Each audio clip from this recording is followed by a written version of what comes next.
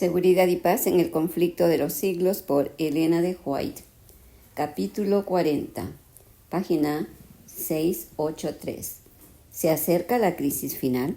Cuando el decreto promulgado por los diversos príncipes y dignatarios de la cristiandad contra los que observan los mandamientos suspenda la protección y las garantías del gobierno y los abandone a los que tratan de aniquilarlos, el pueblo de Dios huirá de las ciudades y de los pueblos y se unirán en grupos para vivir en lugares más desiertos y solitarios.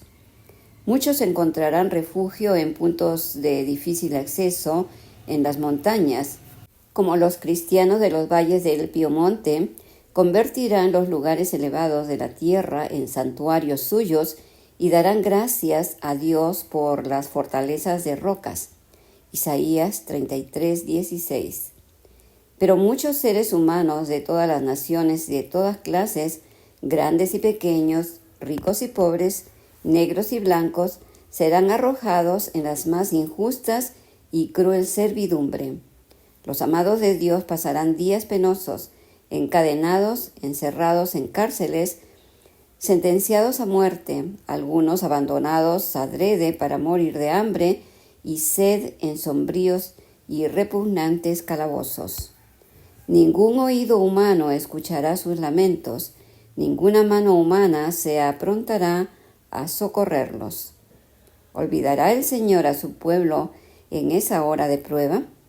¿Olvidó acaso al fiel Noé cuando sus juicios cayeron sobre el mundo antidiluviano?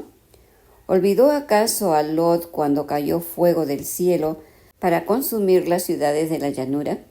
¿Se olvidó de José cuando estaba rodeado de idólatras en Egipto? ¿O de Elías cuando el juramento de Jezabel le amenazaba con la suerte de los profetas de Baal? ¿Se olvidó de Jeremías en el oscuro y húmedo pozo en donde había sido echado? ¿Se olvidó acaso de los 3 jóvenes en el horno ardiente o de Daniel en el foso de los leones? Sión empero ha dicho: me ha abandonado Jehová y el Señor se ha olvidado de mí. ¿Se olvidará acaso la mujer de su niño mamante, de modo que no tenga compasión del hijo de sus entrañas? Aún las tales le pueden olvidar, mas no olvidaré yo de ti. He aquí que sobre las palmas de mis manos te traigo esculpida. Isaías 49, del 14 al 16. El Señor de los ejércitos ha dicho: aquel que os toca a vosotros, le toca a él en la niña de su ojo. Zacarías 2:8. Aunque los enemigos los arrojen a la cárcel, las paredes de los calabozos no pueden interceptar la comunicación entre sus almas y Cristo. Aquel que conoce todas sus debilidades, que ve todas sus pruebas, está por encima de todos los poderes de la tierra, y acudirán ángeles a sus celdas solitarias, trayéndoles luz y paz del cielo. La prisión se volverá palacio, pues allí moran los que tienen mucha fe, y los lóbregos muros serán alumbrados con luz celestial, como cuando Pablo y Silas oraron y alabaron a Dios a medianoche en el calabozo de Filipos. Los juicios de Dios caerán sobre los que traten de oprimir y aniquilar a su pueblo. Su paciencia para con los impíos da a estos alas en sus transgresiones, pero su castigo no será menos seguro ni terrible por mucho que haya tardado en venir. Jehová se levantará como en el monte Perasim y se indignará como en el valle de Gabaón, para hacer su obra extraña, y para ejecutar su acto extraño. Isaías 28:21. Para nuestro Dios misericordioso la tarea de castigar resulta extraña. Vivo yo, dice el Señor Jehová, que no quiero la muerte del impío. Ezequiel 33:11. El Señor es compasivo y clemente, lento en iras y grande en misericordia y en fidelidad, que perdona la iniquidad, la transgresión y el pecado. Sin embargo, visita la iniquidad de los padres sobre los hijos y sobre los hijos de los hijos hasta la tercera y hasta la cuarta generación. Jehová es lento en iras y grande en poder, y de ningún modo tendrá por inocente al rebelde. Éxodo 34, 6 y 7, Nahum 1, 3. Él vindicará con terribles manifestaciones la dignidad de su ley pisoteada. Puede juzgarse de cuán severa ha de ser la retribución que esperan los culpables por la repugnancia que tiene el Señor para hacer justicia.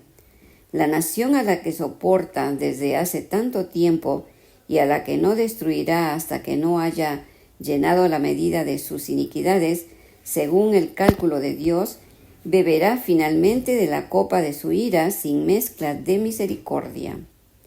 Cuando Cristo deje de interceder en el santuario, se derramará sin mezcla la ira de Dios, de la que son amenazados los que adoran a la bestia y a su imagen y reciben su marca. Apocalipsis 14, 9 y 10. Las plagas que cayeron sobre Egipto cuando Dios estaba por libertar a Israel fueron de índole análogo a los juicios más terribles y extensos que caerán sobre el mundo inmediatamente antes de la liberación final del pueblo de Dios. En el Apocalipsis se lee lo siguiente con referencia a estas mismas plagas tan terribles. Vino una plaga mala y dañosa sobre los hombres que tenían la señal de la bestia y sobre los que adoraban su imagen. El mar se convirtió en sangre como de un muerto, y toda alma viviente fue muerta en el mar. También los ríos y las fuentes de las aguas se convirtieron en sangre. Por terribles que sean estos castigos, la justicia de Dios está plenamente vindicada. El ángel de Dios declara: Justo eres tú, oh Señor, porque has juzgado estas cosas, porque ellos derramaron la sangre de los santos y de los profetas, también tú le has dado a beber sangre, pues lo merecen. Apocalipsis 16, del 2 al 6. Al condenar a muerte al pueblo de Dios, los que lo hicieron son tan culpables de su sangre como si hubiesen derramado con sus propias manos. Del mismo modo, Cristo declaró que los judíos de su tiempo eran culpables de toda la sangre de los santos varones que había sido derramada desde los días de Abel, pues estaban animados del mismo espíritu y estaban tratando de hacer lo mismo que los asesinos de los profetas. En la plaga que sigue, se le da poder al sol para quemar a los hombres con fuego. Los hombres se quemaron con el grande calor. Apocalipsis 16, 8 y 9. Los profetas describen cómo sigue el estado de la tierra en tan terrible tiempo. El campo fue destruido, enlutóse la tierra, porque se perdió la mies del campo. Secáronse todos los árboles del campo, por lo cual se secó el gozo de los hijos de los hombres. El grano se pudrió debajo de sus terrones, los bastimentos fueron asolados. Cuánto gimieron las bestias, cuán turbados anduvieron los hatos de los bueyes, porque no tuvieron pasto. Se secaron los arroyos de las aguas, y fuego consumió las praderías del desierto. Joel 1:10, 11, 12, 17, 18 y 20. Y los cantores del templo aullarán en aquel día, dice el Señor Jehová. Muchos serán los cuerpos muertos, en todo lugar echados serán en silencio. Amós 8:3. Estas plagas no serán universales, pues de lo contrario los habitantes de la tierra serían enteramente destruidos. Sin embargo, serán los azotes más terribles que hayan sufrido jamás los hombres. Todos los juicios que cayeron sobre los hombres antes del fin del tiempo de gracia fueron mitigados con misericordia. La sangre propiciatorio de Cristo impidió que el pecador recibiese el pleno castigo de su culpa, pero en el juicio final la ira de Dios se derramará sin mezcla de misericordia. En aquel día multitudes enteras invocarán la protección de la misericordia divina que por tanto tiempo despreciaran. He aquí vienen días, dice el Señor Jehová, en los cuales enviaré hambre a la tierra, no hambre de pan, ni sed de agua, sino de oír palabra de Jehová. E irán errantes de mar a mar, desde el norte hasta el oriente, discurrirán buscando palabra de Jehová y no la hallarán. Amós 8, 11 y 12. El pueblo de Dios no quedará libre de padecimientos, pero aunque perseguido y acongojado, y aunque sufra privaciones y falta de alimento, no será abandonado para perecer. El Dios que cuidó a Elías no abandonará a ninguno de sus abnegados hijos. El que cuenta los cabellos de sus cabezas, cuidará de ellos y los atenderá en tiempos de hambruna. Mientras los malvados estén muriéndose de hambre y pestilencias, los ángeles protegerán a los justos y suplirán sus necesidades. Escrito está del que camina en justicia, que se le dará pan y sus aguas serán ciertas. Cuando los pobres y los menesterosos buscan agua y no la hay, y la lengua se les seque de sed, yo Jehová les escucharé, yo, el Dios de Israel, no los abandonaré. Isaías 33, 16, 41, 17.